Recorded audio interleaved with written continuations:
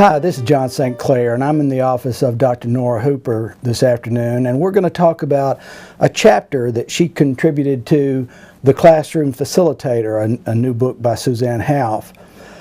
Norah's chapter is what is special about special education?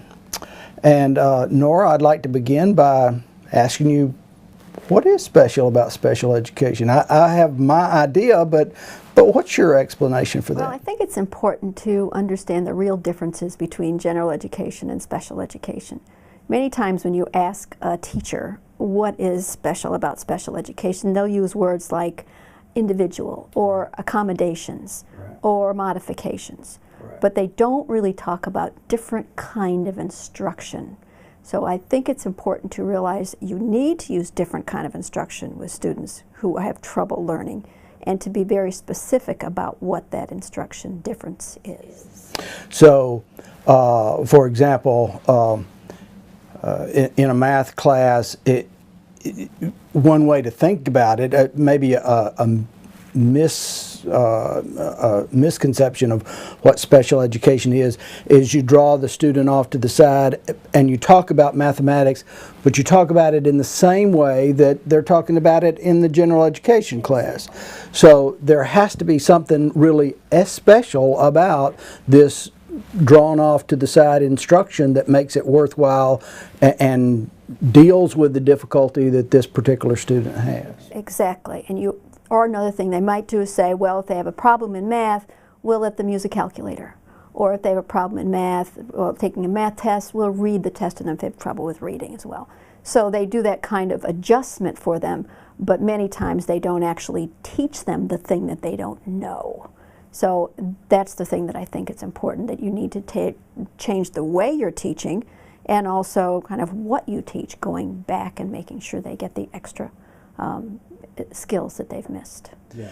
You talk about 5 basic elements for special education, and one of those is that the instruction should be carefully sequenced. Right. One thing you have to do with kids with disabilities is prioritize the kinds of things that you're going to teach. You have to be sure that you can't teach them everything. If you've got a child even 3rd grade who's already behind, let's say in reading, right, he's going to have to make more than a year's gain in a year in order to catch up, which is difficult because he clearly didn't make 3 years gain in 3 years. Right. So you have to figure out what you're going to do to make sure that he does make that kind of gain. So you have to think about the things that he's missed and decide which ones you're going to concentrate on and in what order. And you have to be sure that they are things that are going to be building blocks for future skills that he needs, so just concentrate on those. You might leave out some things that aren't essential for future learning. But at the same time, you've got to do things that are going to inspire him, that are going to encourage him. Right. So if you concentrate for months on multiplication facts and never give them idea of what they're going to do with those later on, right, they're just going to lose heart. The same thing with reading. If you just concentrate on sight words or letter sounds and don't get them involved in good literature, or you can make it so tedious they don't enjoy it. Exactly. So you have to do some jumping ahead or moving around to get them into something that interests them. So you have to think about that.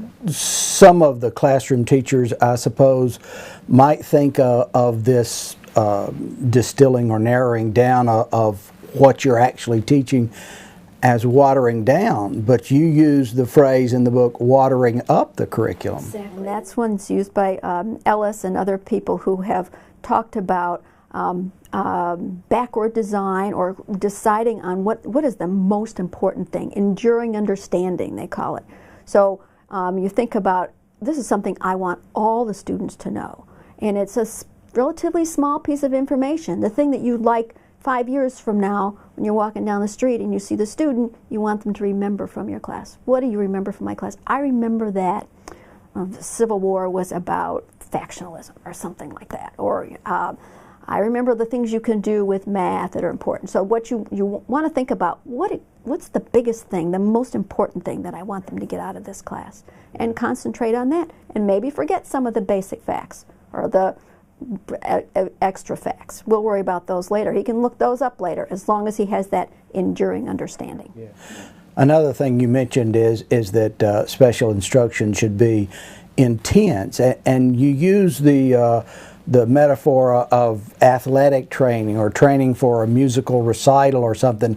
It's the instruction needs to be so focused. It's like not like your regular routine exercise. It's like I'm getting ready for the big race. Exactly, and it's got to be that kind of catch-up intensity that you need.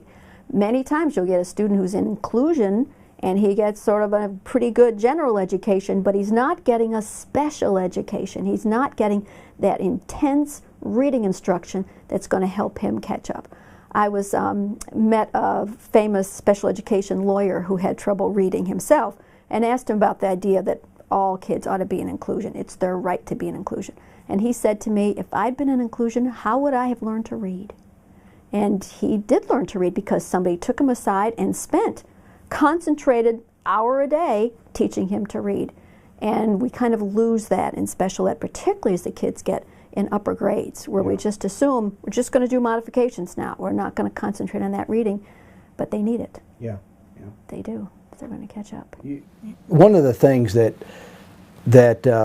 I thought about in reading this chapter about what makes special education special is, you know, I was a math teacher and I was fairly successful in teaching math concepts to the regular student.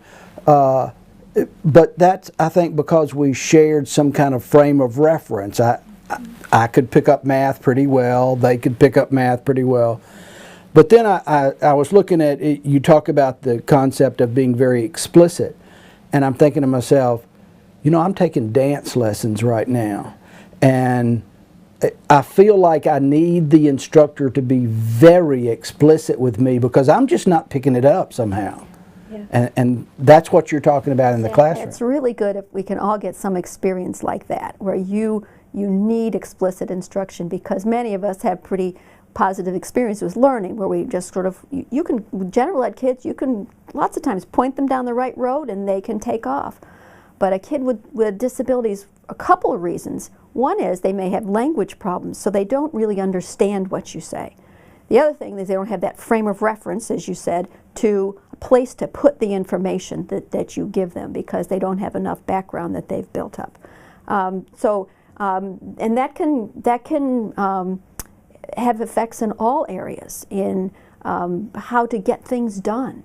And how to make sure that a project gets done. Mm-hmm. They don't have the kind of mental framework that's going to let them go from step one to step two, so you need to explicitly teach them how to do that. Even in social situations, they often don't have the ability to know how to join a group that's playing. And so they keep getting rejected, and they keep getting hurt, and they keep getting left out. So you have to teach them how to do that. And you think, I shouldn't have to teach that. They're supposed to know that already. Yeah. But kids with disabilities don't, so they need to be taught.